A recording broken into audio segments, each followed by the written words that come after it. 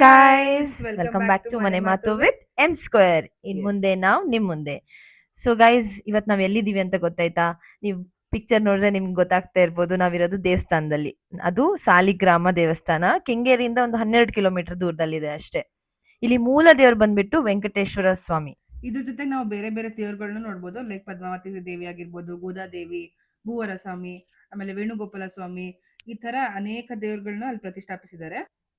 ಇನ್ನು ದೇವ್ರ ದರ್ಶನ ಆದ ತಕ್ಷಣ ಅಲ್ಲಿಂದ ನಮ್ಗೆ ಪ್ರಸಾದ ಆಗಿ ಮೊಸರನ್ನ ಸಿಕ್ತು. ಅದಾದ್ಮೇಲೆ ನಾವ್ ಇನ್ನೊಂದ್ ದೇವಸ್ಥಾನಕ್ಕೆ ಹೊರಟಿದೀವಿ. ಅದು ಹತ್ರದಲ್ಲೇ ಇದೆ, ಜಾಸ್ತಿ ದೂರ ಏನಿಲ್ಲ. ಅದು ಎಲ್ಲಿಗೆ ಅಂತ ಹೇಳ್ತೀನಿ, ಬನ್ನಿ ನನ್ ಜೊತೆಗೆ.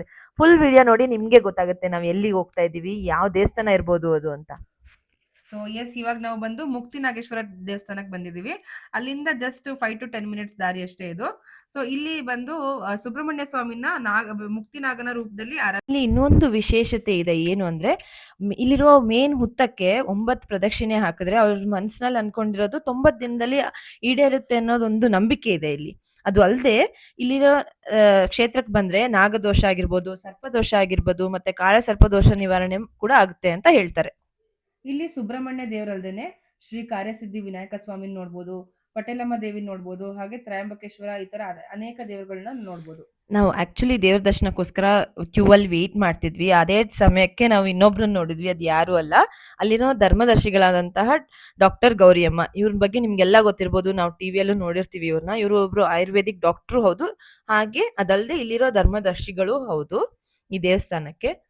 ಆಕ್ಚುಲಿ ಇಲ್ಲಿ ವಿಡಿಯೋ ಮಾಡಕ್ಕೇನು ಅಲೋ ಇಲ್ಲ, ನಾವು ಅವ್ರನ್ನ ರಿಕ್ವೆಸ್ಟ್ ಮಾಡ್ಕೊಂಡೆ ಒಂದೇ ಒಂದು ಕ್ಲಿಪ್ಪಿಂಗ್ ತಗೊಂಡ್ವಿ ಅಷ್ಟೇ. ಅದಾದ್ಮೇಲೆ ನಾವು ಇವ್ರದ್ದು ಪೂಜೆ ಎಲ್ಲ ಮುಗೀತಿದ್ದಂಗೆ ನಮಗೆ ದೇವ್ರ ದರ್ಶನ ಆಯ್ತು. ನೀವು ನೋಡ್ತಾ ಇದ್ದೀರಾ ವಿಡಿಯೋದಲ್ಲಿ ದೇವ್ರದ್ದು ದರ್ಶನ ತುಂಬಾ ಚೆನ್ನಾಗಿತ್ತು. ಅಲ್ಲಿ ತುಂಬಾ ಕಾಮ್ ಅಂಡ್ ಪೀಸ್ಫುಲ್ ಆಗಿ ಅನಿಸ್ತಿತ್ತು ನಮ್ಗೆ. ಎಸ್, ಸೊ ಇದು ದರ್ಶನ ಮುಗಿಸ್ಕೊಂಡು ಹೊರಗಡೆ ಬಂದ್ವಿ. ಹೊರಗಡೆ ಬಂದು ಸ್ವಲ್ಪ ಹೊತ್ತು ಕೂತ್ಕೊಳ್ಳೋಣ ಅಂತ ನೋಡ್ತಾ ಇದ್ವಿ. ತುಂಬಾ ಮನ್ಸಿಗೆ ಶಾಂತಿ ಅನಿಸ್ತಿತ್ತು ಇದನ್ನೆಲ್ಲ ನೋಡಿ. ತುಂಬಾ ದಿವಸ ಆದ್ಮೇಲೆ ಅದೇ ಬಿಸಿ ಲೈಫು, ಅದೇ ವರ್ಕ್ ಶೆಡ್ಯೂಲು, ಅದೇ ಟ್ರಾಫಿಕ್ ಎಲ್ಲ ಮುಗಿಸಿ ಅನ್ಸುತ್ತೆ ದೇವ್ರನ್ನ ವೀಕೆಂಡ್ಸ್ ಅಲ್ಲಿ ದೇವ್ರ ನೋಡೋ ತರ ಆಗಿದೆ ಇವಾಗ. ನಿಮಗೂ ಯಾವಾಗಾರು ಫ್ರೀ ಆಗಿದ್ರೆ ಅಥವಾ ವೀಕೆಂಡ್ ಅಲ್ಲಿ ಎಲ್ಗಾರು ಹೋಗ್ಬೇಕು ಅಂತ ಏನಾದ್ರು ಪ್ಲಾನ್ ಮಾಡಿದ್ರೆ, ಬೆಂಗಳೂರು ಹತ್ರ ಏನಾದ್ರು ಇದ್ರೆ ಬನ್ನಿ, ಖಂಡಿತ ವಿಸಿಟ್ ಮಾಡಿ. ನಿಮಗೊಂದು ಸ್ವಲ್ಪ ಶಾಂತಿ ಅನ್ಸುತ್ತೆ ಮನ್ಸಿಗೆ. ಸೊ ನಾವೊಂದ್ ಸ್ವಲ್ಪ ದೂರದಿಂದ ಬಂದಿದ್ದಕ್ಕೆ ನಾವು ಬೆಳಗ್ಗೆನೆ ತಿಂಡಿನ ಮನೆಯಿಂದ ಪ್ಯಾಕ್ ಮಾಡ್ಕೊಂಡು ಬಂದಿದ್ವಿ. ಸೊ ಈ ತರ 2 ದೇವರುಗಳ ದರ್ಶನ ಮುಗಿಸ್ಕೊಂಡು 2 ದೇವಸ್ಥಾನಕ್ಕೆ ಹೋಗಿ ದರ್ಶನ ಮುಗಿಸ್ಕೊಂಡು ಒಂಥರ ಪಿಕ್ನಿಕ್ ಬಂದಂಗ ಅನಿಸ್ತು.